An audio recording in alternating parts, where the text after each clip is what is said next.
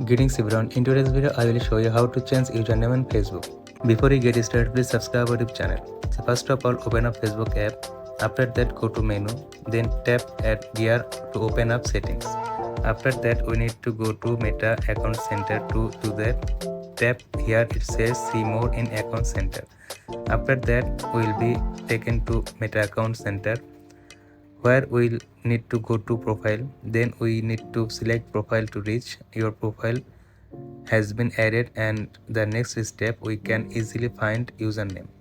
If we tap on it, we will be able to change our Facebook username. And also right from here, we can sync usernames between Facebook and Instagram.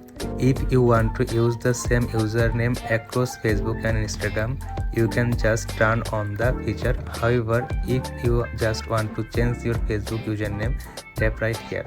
And on the next step, we can change our username. To do that, just stop right here, and then you can remove current one and enter new one.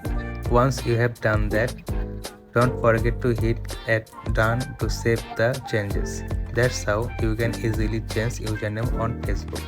This is the video for today. Thanks for watching this.